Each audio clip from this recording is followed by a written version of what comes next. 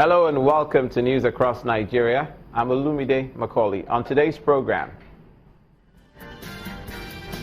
healthcare practitioners across Nigeria mark 2016 Nigerian Physicians Week, seek ways to improve quality healthcare amidst the current economic realities.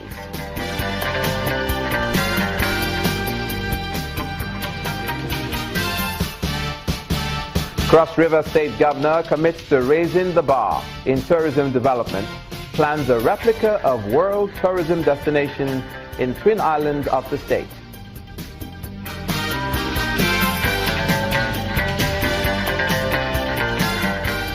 And local government councillors in Kwara State protest non-payment of salary arrears.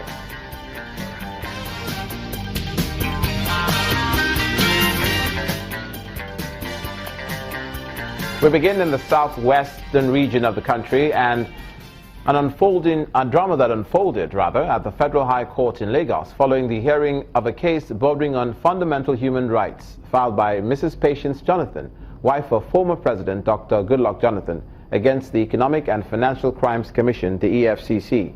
Although the former First Lady was not physically in court, her supporters were said to have taken over the court premises protesting EFCC's allegations against her. The commission, had last month frozen the bank accounts of the former First Lady on account of corruption allegations amounting to $31.4 million.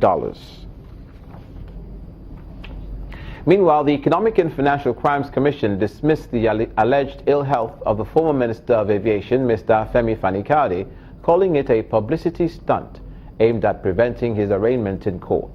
The former minister, who will be arraigned on November the 10th, is reported to have slumped in the custody of the EFCC. Currently is said to be in stable mental and physical condition. The same source says a former presidential spokesman, Reuben Abati, and former FCT Minister Bala Mohammed are still being interrogated by the commission. All the arrested former government officials are facing corruption allegations.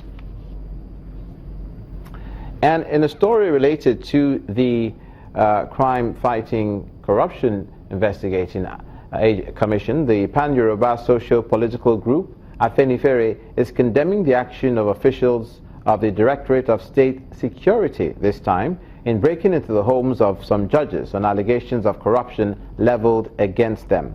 The publicity secretary of the group, Mr. Yinka Odumaki, spoke to journalists after the group's meeting at the residence of the national leader in Akure, the Ondo State capital, that the DSS should allow other agencies to perform their duties. Investigating corruption under our laws, which is within the purview of the EFCC, ICPC, or the police. And if the DSS come across any crime that borders on corruption, is to gather the evidence, and hand over to those agencies of government to ensure that they investigate and prosecute those who are involved in the offense. We frown at raiding the home of judges, breaking down doors at ungodly hours of the night reserved for armed robbers in the name of fighting corruption. For the ministers who have been mentioned for attempting to provide the cause of justice, we are asking that such ministers should step aside immediately as Minister of Federal Republic of Nigeria. And after that, they should go through the due process of the law to either ascertain their innocence, or if their guilt is established, they should be punished according to the laws of the land. To the health sector now, and October 23rd to the 29th is the 2016 Nigerian Physicians Week, and activities are on in states across the country to commemorate this. With this year's theme, Healthcare Delivery in a Frail Economy, the week-long program hosted by the Nigerian Medical Association aims to assess healthcare programs and interventions in the past year, as well as carry out corporate social responsibility and advocate for implementation of health policies by the government. In this report, practitioners in Abia and Bayelsa State suggest ways to improve service delivery amidst scarce resources.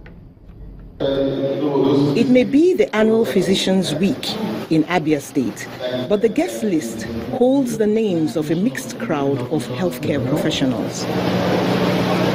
Complaints of underfunding and inadequate infrastructure and manpower are not new in the medical community, but on top of all that is the new concern that the economy is in recession.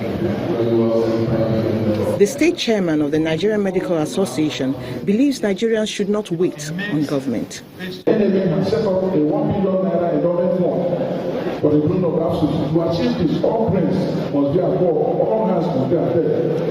Federal and states, the state should contribute a percentage of constituency into this fund. Like a businessman, wherever you are equally involved. You have to contribute a percentage of your profits into this fund so that we will develop our AFSUS. There's only special institution we have in this state. Elsewhere in Bayelsa State, his counterpart wants the primary healthcare development bill passed, not just to save lives, but money as well. There is a need to urgently pass the state's primary healthcare development agency bill that is believed to be before the Bayelsa State House of Assembly. Bayelsa State, as it is now, stands to lose more than $1.5 million World Health Organization grant by August 2017 if this agency is not in place and the healthcare indices do not improve. Doctors are also advising their colleagues, both in the public and private sector, to inject a measure of compassion into their practices. You can triage, looking at the economic situation, amongst these investigations, which one and which one are the most important and will still be able to give you the information you require to treat the patient. In so doing, you're not just sending the patient for bulk of investigations, you're selecting the most important that will still give you the information you need in managing the patient. So doing, you have reduced the costs to that patient. It is the general consensus during this Physicians' Week that the economic slump is not an excuse to reduce quality, but an opportunity for doctors and government to find ways to maintain health standards. To the South, Edo State Governor Mr. Adams Oshomole says he'd like to be remembered as the governor that dismantled godfatherism in Edo State and made it easy for development to get to the people without interference from any godfather. Mr. Oshomole was speaking to State House correspondents after holding a closed-door meeting with the President, Muhammadu Buhari, at the presidential villa. The governor said he has some outstanding projects which he'd like the Nigerian president to commission before he leaves office and hands over to the incoming governor, Godwin Obaseki. Adams Oshomole beat his chest that he is giving Edo State a worthy successor who will continue from where he stopped in the provision of democracy dividends to Edo people.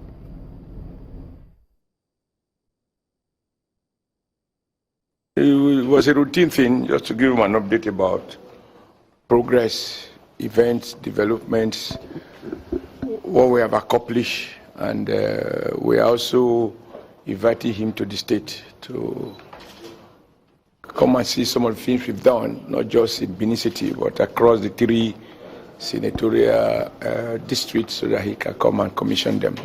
Yes, they are outstanding projects that I believe deserve presidential commissioning. So that was basically my private conversation. I think right now you will be fair to say that in modern history, only few of us have been able to exhaust our 8 years tenure, fight on a democratic election, and prevail. You know, so for me, I have nothing more to prove. I'm happy I have fulfilled my objective. I have also shown that people like you, when I say you workers, because NUJ is supposed to be, and I believe you are members of the NLC, and that if I can be a governor, you can. And that it is not true that those who are agitators, who interrogate power, civil society activists, many will say that, you know, these guys, they are loud when they are not in the system, but give them power and they will mess up. I think my case has proven that if we can do the talk, we can walk the talk. You're watching news across Nigeria. When we return, cattle grazing in Nigeria, the pros and the cons, given the recent challenges. Don't go away.